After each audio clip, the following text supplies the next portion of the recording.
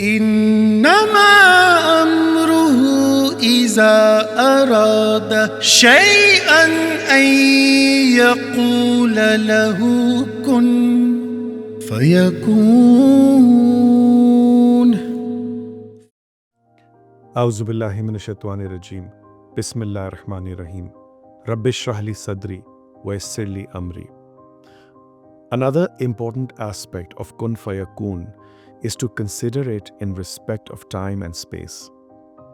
Imam Qushayri said that Allah subhanahu wa ta'ala only creates when necessary. It is important to understand that the concept of time and space only pertains to the creation itself, as the creator of time has to be outside its domain. And therefore, Allah subhanahu wa ta'ala is not confined to time and space. In fact, He has always been in timelessness, and what He has created exists underneath His arsh, His throne. What lies above cannot be defined by time and space. It must be asked, what is the first thing that Allah subhanahu wa ta'ala created?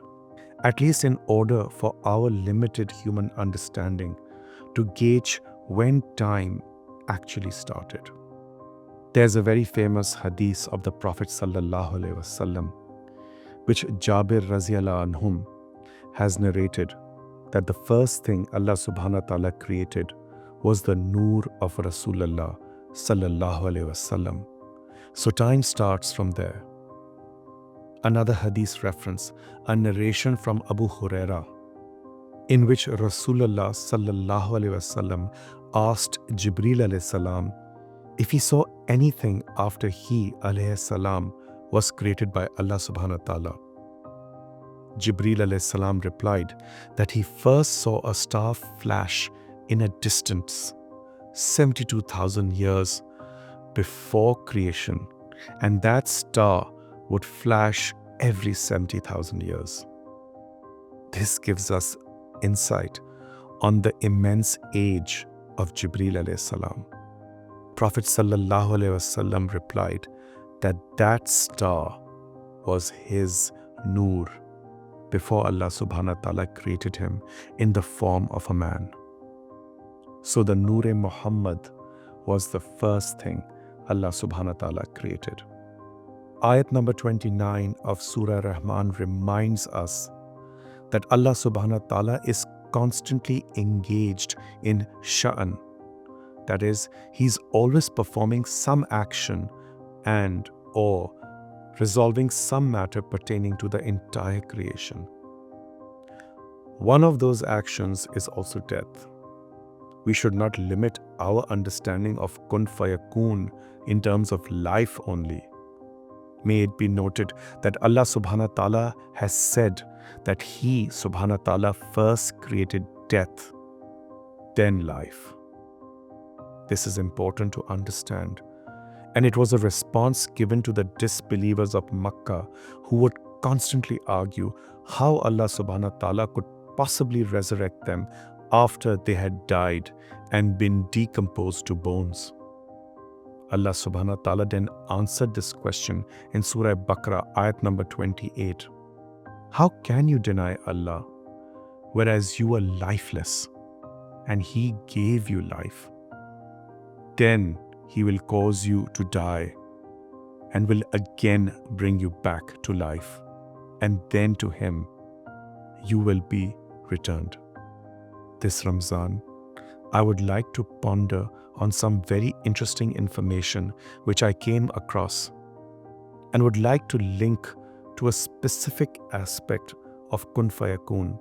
Some argue that if Allah subhanahu wa ta'ala can say Kun and create everything instantly, then why did He create the universe in 6 yom, periods, not days?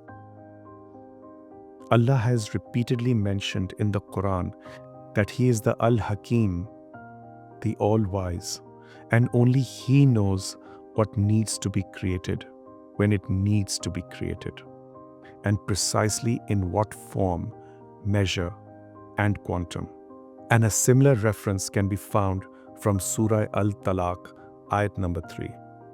In the business of farming, the farmers are often faced with a dilemma.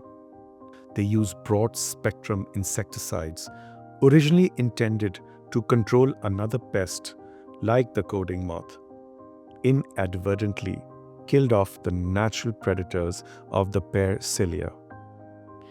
In the absence of these natural enemies, the pear cilia population exploded, leading to severe crop damage, worse than the initial pest problem.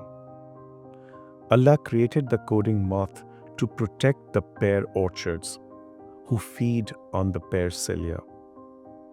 But we thought otherwise. We think that we are, God forbid, all-wise. But we are nothing in comparison to the wisdom of the Al-Khaliq, the constant creator, who creates with purpose and wisdom only. May Allah subhanahu wa ta'ala grant us the tawfiq to never doubt His hikmah, wisdom, in the operation of all worlds. Inshallah and Ameen. Salamun qawlum mir Rabbir Rahim.